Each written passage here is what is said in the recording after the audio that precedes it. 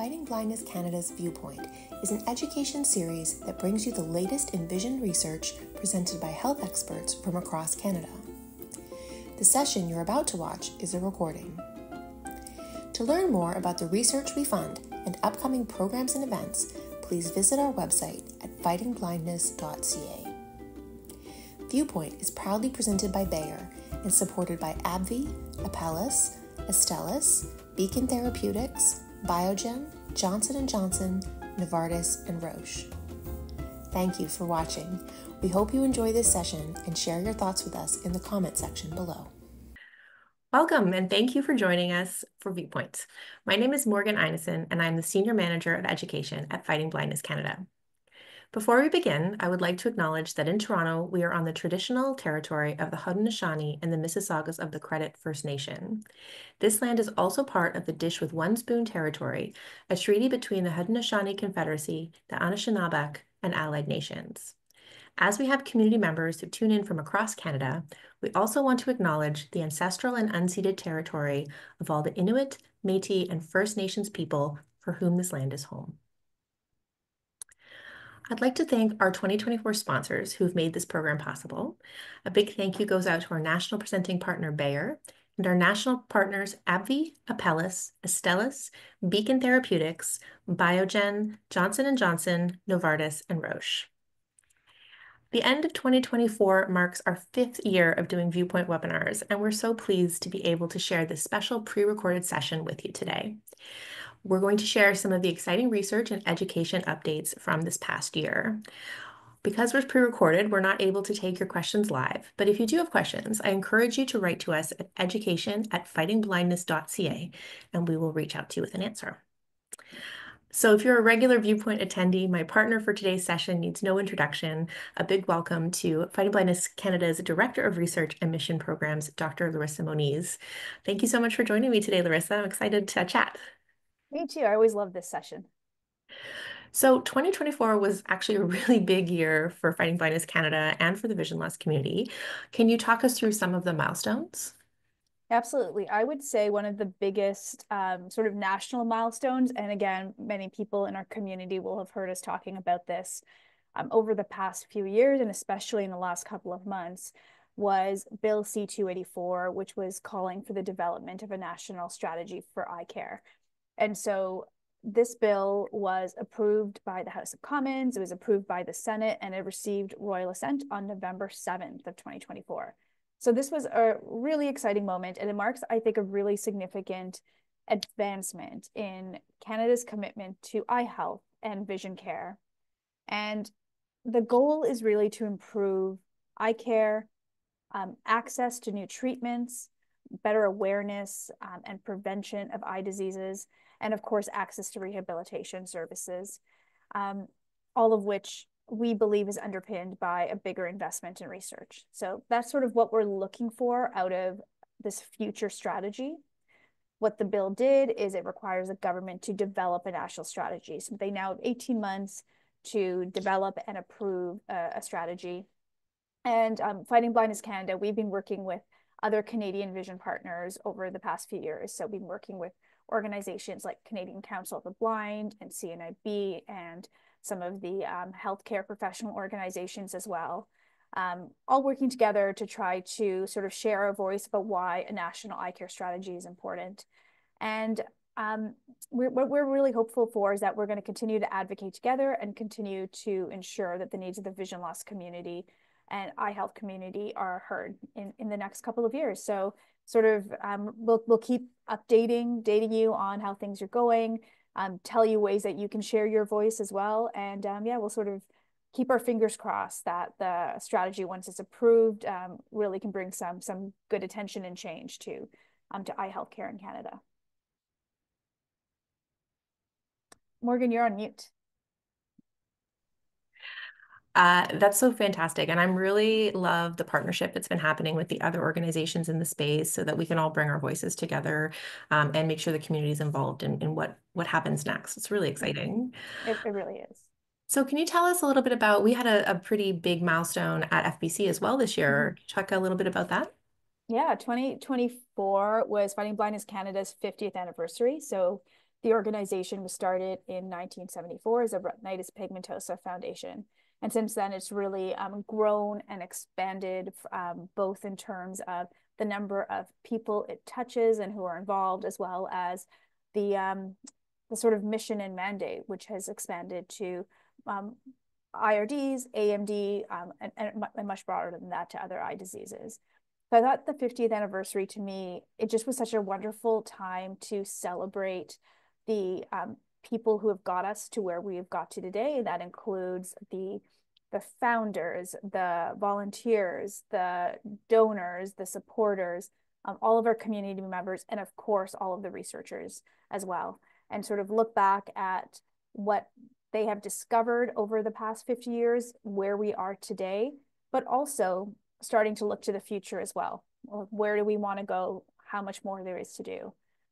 So for example, this year I talked to, I would say, some really big friends of Fighting Blindness Canada, Dr. Ian McDonald, Dr. Bob Molday, Dr. Mike Sapia, and they talked about the things that they had been excited about in their careers, some of their discoveries, but also what I thought just made me really happy to hear was the role that Fighting Blindness Canada funding had played early in their careers and really helping support some of that early research and getting them to the position they are today. So I think it's really thanks to our community members, thanks to our donors, that we've been able to have such an impact in the vision research space.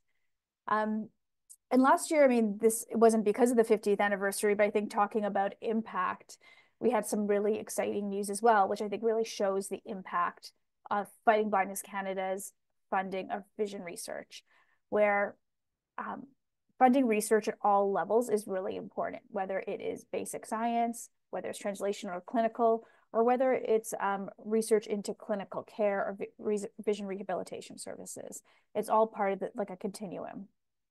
But ultimately, what we're looking for is how can Canadians have better outcomes if they have an eye disease? How are there new treatments? Are there even potentially cures?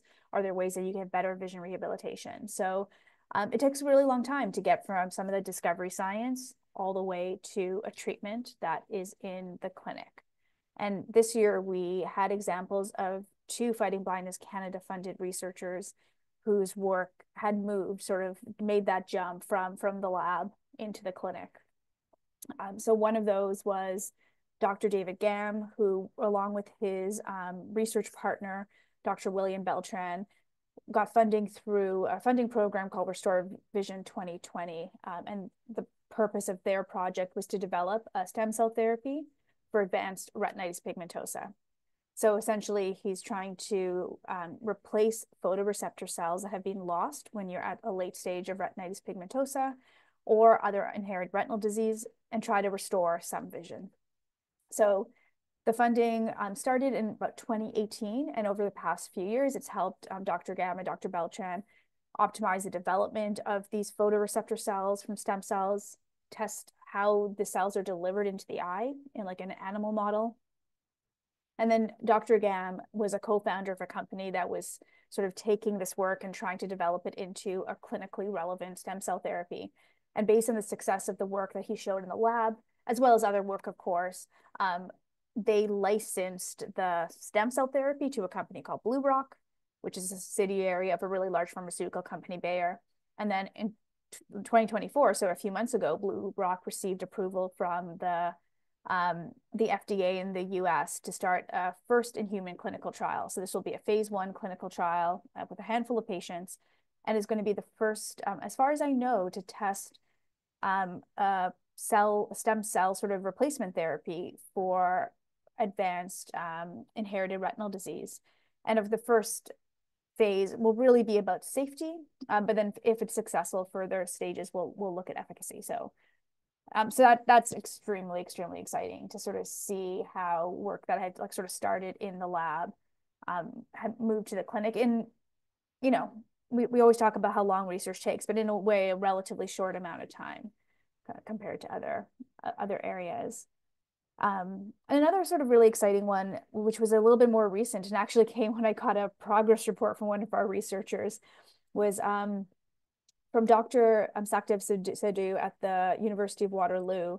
where we have provided a relatively small amount of funding actually to support development and preclinical testing of a new treatment for age-related macular degeneration and diabetic macular edema. And in the span of the sort of the 3 years of funding, the molecule moved into phase 1 clinical trials. That was in 2023. And then those trials were so successful that the molecule, which is now called Restore It has actually been acquired by another really large pharmaceutical company called Merck. And it is going to be moved into testing into a larger phase 2, phase 3 clinical trials to start with for diabetic macular edema. So it's going to test this new molecule restored against a sort of standard of care anti-VEGF treatment to sort of see if this new molecule is sort of as good or maybe even better than a standard of care. So I think both of those are just really exciting stories, and really can show like that impact that research funding has to sort of accelerate research from an idea, from a discovery into the clinic. And of course, we'll keep you up to date in the coming years as we get the results of the trials. It's so exciting. And like you said, I mean, there's so much research and so much funding that goes out, but to see these two sort of make that leap, jump that barrier from the clinic to the clinic, I think is just super exciting. And I'm really looking forward to hear more. In December, we heard from Dr. David Gam at our town hall, and we have, I think early in 2024, we spoke to one of Dr. Sidhu's people that work with him on their project, both with their viewpoint, and they were both really great segments. So I encourage people to go back and have a look at those if they're more interested in those projects. So I think anyone who subscribes to our e-news, the beloved section is our research e-news that you provide updates to people about what's going on across sort of the board in vision research. So looking back over 2024, what were some of the news stories that really interested people, that really sparked a lot of conversation this past year? I mean, it's sort of unfortunate, but maybe to be expected. But one of the most popular stories we had was one that was related to Elon Musk. So Elon Musk, on top of many of his other ventures, has a company called Neuralink. And in September, the Food and Drug Agency, or the FDA in the US, they granted this company Neuralink something called breakthrough device designation for a device that's produced by Neuralink, which is essentially a type of prosthesis, which will be implanted in the eye or in the visual cortex and can help the eye or the brain sense light. So in this case, this prosthesis is placed in the visual cortex. So it could be a potential way to restore light sensitivity for individuals who have many different types of vision loss, whether it's caused by a damage to the retina or to the optic nerve or other parts of the eye as well. So it's the device is called Blindsight. It seems like it's a solid device. It looks like it's an improvement over past devices. It might have higher resolution. Always exciting to see progress in this area. There's other researchers around the world and other devices that are being tested, but always great to see more things like this happening. I think one of the last big ones we had, which was now a few years ago, was something called the Argus 2. The company is also called Second Sight, but it's sort of no longer really creating those devices anymore. So that's been a bit of a disappointment. So seeing advances in this space is great. However, I think what really made the news was, as you might expect, sorry, my throat's a little bit dry, was Elon Musk claimed in a press release that the device will enable even those who have lost both eyes and their optic nerve to see. And so we actually got quite a few questions into us asking about this because it was such a bold statement. And unfortunately, as you again maybe would expect coming from Elon Musk, it's almost certainly an exaggeration. There's definitely some truth to it that like it has the potential to help people sense light, but it's most likely that the prosthesis will allow somebody who maybe has very, very low vision or maybe even no light perception to have some light sensitivity restored. So it means they might be able to see flashes of light, which then can be learned to be interpreted as objects or motion. But almost certainly at this point does not mean you're going to get restoration of vision where you are actually able to see images or have vision the way that we may imagine vision to be. Also, another little caveat is that it actually has never been tested in humans yet. And so it's the FDA designation will make it easier to start a clinical trial, but there hasn't been a clinical trial. We don't really have information about that. Until the first clinical trial happens, we really don't know what the truth is about the device, but definitely promising and interesting. And again, we'll keep you up to date if it continues to be promising. It just slightly unfortunate, I think, that there was a little bit more hype than needed to be around this specific topic.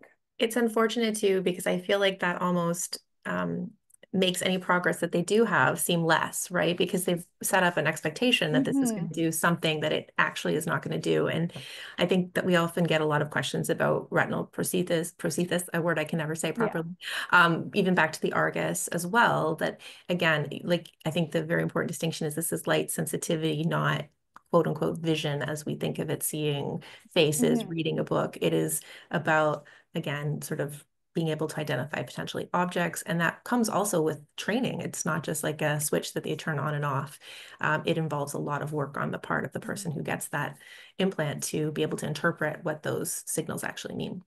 Absolutely. And like this is early stages of research. So obviously the goal is ultimately to have better and better and higher resolution prostheses, so that at some point it might be able to restore much more like functional or full vision. It's just we are, I would think, quite a few years away from something like that. Absolutely. Speaking of something that's kind of exciting, but a ways away from being, I guess, maybe a viable therapy, there was also an eye transplant in 2023. What's going on in that space? Yeah. So this happened at the end of 2023. There was sort of a really big news story. And it was a really big news story that the first whole eye transplant took place. So what happened was there was a gentleman named Aaron James who suffered really severe facial injuries, and he lost an eye when he was hit by a high voltage utility line. And so through the course of his surgeries, he agreed to essentially be open to this really like innovative pilot study to try to get a full eye transplant. And that was done in New York. And one of the big challenges to a full eye transplant is that you have the optic nerve, which connects the eye to the brain, and that sends the light signal to the brain. And the optic nerve is made of cells that don't regenerate or heal very well. So once you put in the eye with that optic nerve back in, it's not really clear how well that optic nerve will be able to connect to the brain to send those light signals properly. So during the surgery, they tried to see if they could help this out by injecting some stem cells, which are these cells which have these really good growth potential and can often help other cells grow, along with the eye. And early tests suggested that the retina itself was detecting light, and it was sending some signals to the visual cortex. So there were some light signals getting to the brain, which was really great.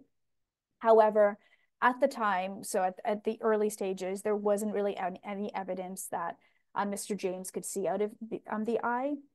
And now it's been over a year and I haven't heard any updates. So I think probably at this point, it's likely that he isn't able to see out of the eye. However, just even the fact of being able to do the eye transplant at all and have it be done safely is really, really important. And I think what shows that this could be a promising technique is that one of the American sort of funding agencies is called ARPA-H or ARPA-H.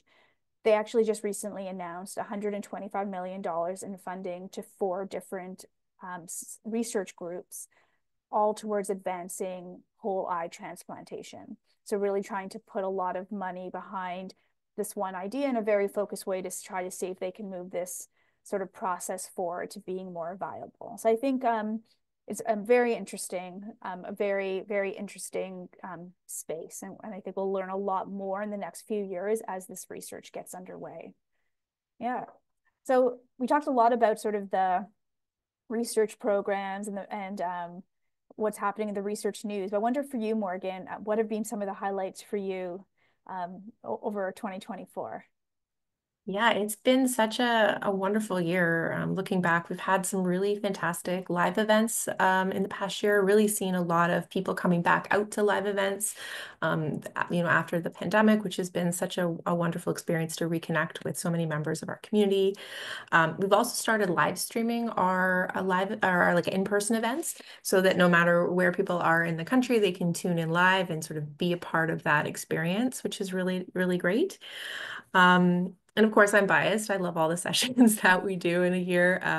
But last year I did recap my top 5 sessions, so I thought I'd do that again. So the ones that just really stood out for me, again, you can see all of our past sessions on our Viewpoint website.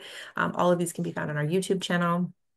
Okay, so these are in no particular order. I have them here. So back in February, we partnered with the Canadian Council of the Blind, and we had a really great session all about age-related macular degeneration in Ottawa. We had such a great conversation with one of our good friends, Dr. Bernie Hurley, who talked a lot about just what age-related macular degeneration is and symptoms and treatments. And he just has such a fantastic way of explaining things, great sense of humor. We had a really great talk, and he answered a lot of questions from the audience as well.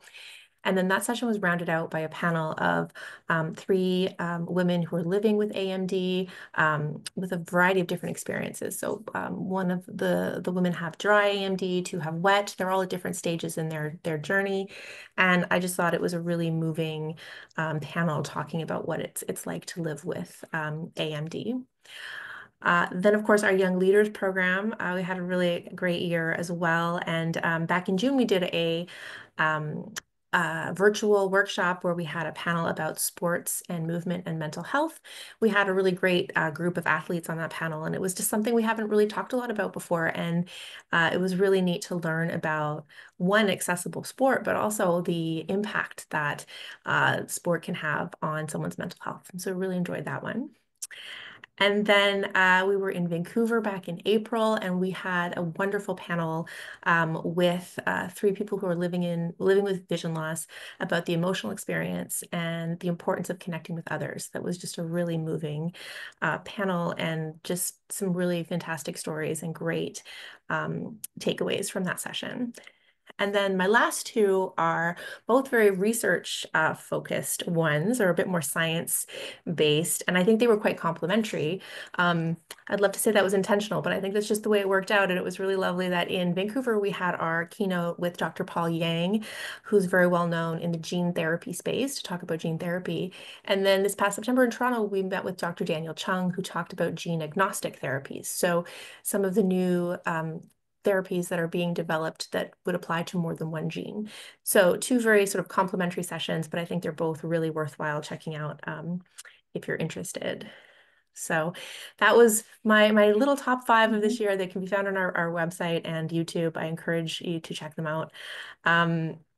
So just kind of speaking and thinking about research a little bit more, really critical to our mission, especially with our new strategic plan, is looking at funding and supporting vision research.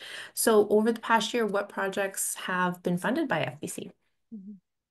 Yeah, and I just to go back to what you were talking about, Morgan, totally agree that all those sessions you pointed out were fantastic. Particularly loved the Vancouver lived experience session. It was a really just wonderful conversation with really interesting, thoughtful people. So yeah, highly recommend that one. Our panels are great. They really are. And I think every time we have one, I take something away from it. And then every now and again, there's just something like, there's some sort of magic that happens, with the panelists when they like really relate to each other, and it becomes a real conversation. So it's definitely one of my highlights from the past year.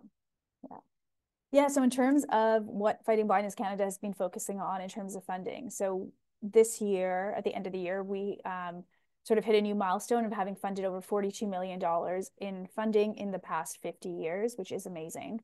And I think some of the big themes that sort of come out when you look at how we fund research is we are interested in funding innovation, so making sure we're funding innovative, high quality science, but also funding capacity, which means trying to make sure that we are supporting really promising researchers who are then going to move on to be that future of vision research. And we recently did a survey of a lot of researchers in Canada to sort of ask them, what role does Fighting Blindness Canada funding play for you, play for your career? And we heard that time and again, that, oh, getting a grant from Fighting Blindness Canada was one of the first grants I got, or it really helped support me build up a project so that I can then go on to apply for larger amounts of funding. And I think it's really important to sort of understand that's a huge role that Fighting Blindness Canada plays. So because of that, in 2024, which was our 50th anniversary, we sort of doubled down on that, supporting early career scientists, and all of our contests were for early career researchers. We had 2 Cecil Awards that we gave out, and the Cecil Awards are for clinicians in training who are trying to incorporate research in their career. We funded one ophthalmologist and our first optometry candidate, which was really great. And then we also funded 4 sort of best and brightest early career researchers who have either just started their own sort of independent research groups or have only had them for a few years. And we funded awards in inherited retinal disease, in glaucoma, in AMD. And so all in all, it was over $800,000 in research funding that we awarded through these competitions. So it's going to be really great, and like in the next few years, seeing the projects progress, and even more importantly, in the coming years, seeing those researchers sort of becoming the sort of that next generation of key vision researchers who are going to be driving progress. I love that. I think that's, going back to something you said earlier, we're talking to Dr. Matt Benson and Dr. Mike Sapaya in this past year. And again, I spoke to Dr. David Gam at the town hall that we had in December, talking about how important it is to get in sort of at the ground floor, right? So when these individuals are starting out, how important that funding is to get them to build up that portfolio. And I love that, again, for this year, that was a focus, because I think that's such an important role that we play and will continue to play in the Canadian research landscape. Absolutely. So just to sort of close off today, I'd love to ask you, looking forward, what you're looking forward to, most excited about in the coming year for 2025. Well, there's a lot to be excited about. I'll focus sort of on the maybe in the research side. I know there's a lot of things happening that you'll be working on, Morgan, as well. So one thing that, from sort of more an internal point of view, is we'll be developing a research strategy at Fighting Blindness Canada, a new research strategy, which will just help us really guide how we're investing our research and making sure that we're investing it in the ways that are most meaningful and are going to have the biggest impact for the vision research community. So I think that's going to be a good step for the organization. But then sort of broader and probably much more relevant to everybody listening is like what's happening out there in terms of research and treatments and clinical trials. And we are sort of keeping track of a bunch of clinical trials, some that are going to be newly launched in 2025, including some that are going to be launching in Canada. And we can't quite share information yet, but as soon as we can, we'll definitely share some more information about those ones. But also hopefully some trials that are in phase 2, phase 3, which are going to also be reporting out some results. So that will be really interesting to see. A lot of that is in the inherited retinal disease space. We also are looking for some clarity around some new drugs for geographic atrophy. There is one, potentially 2, that is looking for Health Canada and Canadian Drug Agency approval. And it's not quite clear what's going to happen with those ones. We know that there are currently no treatments for geographic atrophy. So really trying to understand what's going to happen and hope that Canadians are able to get access to treatments if and when they are effective. So we will, again, be sharing more as we learn more about that. And now over to you, Morgan. So how about you? What are your sort of like things that you're really excited about going into 2025? My goodness, so many things. It's going to be a really great year, I think, for us. And we have a very ambitious plan. We're very excited. We're going to be continuing to have our in-person events in a couple of different communities. We'll be coming to Calgary and Toronto this year for our Viewpoint events.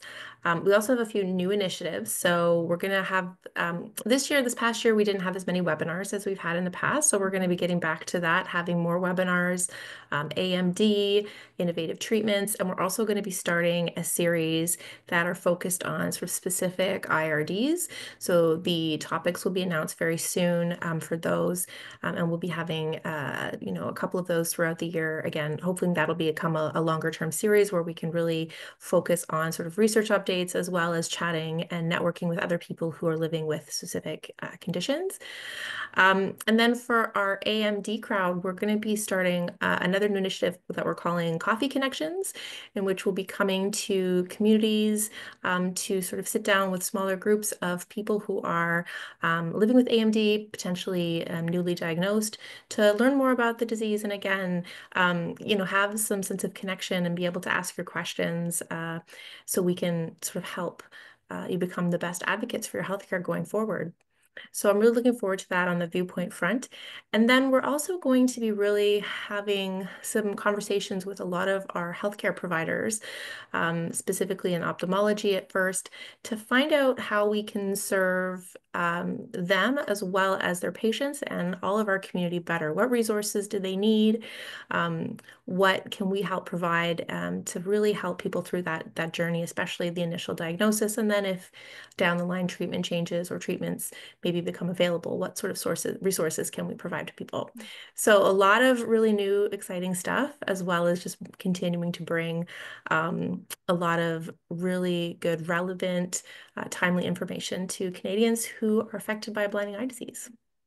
Well, that sounds like a great program. And I know I know I'm looking forward to getting out to hopefully a few more communities than we've been able to get into in the last couple of years, especially coming out of COVID. So hopefully this is the first step. The online stuff is fantastic, and I really love that we've been doing live streams and people have really been enjoying it, but it's something special when we get together in person. So, we try to come to different communities and hopefully we'll be at a community near you soon and you can come and meet with us in person. So I want to just thank you to everyone who's tuned in and stuck with us today, watched us chat about all of the exciting things from 2024. I hope that you are feeling as energized and excited as we are about the year ahead. And we hope that you'll continue to connect with us online or, again, potentially in person. You can stay tuned to our Viewpoint page for more information. You can sign up for our e-newsletter where you will get all sorts of research updates, and anytime there are updates with the clinical trials and the things that Larissa was talking about earlier, we will be sure to share them there. And of course, if you have any questions, please reach out to us at education@fightingblindness.ca, and we would be so happy to hear from you. So thank you again, and we'll see you soon. Thank you. Bye-bye.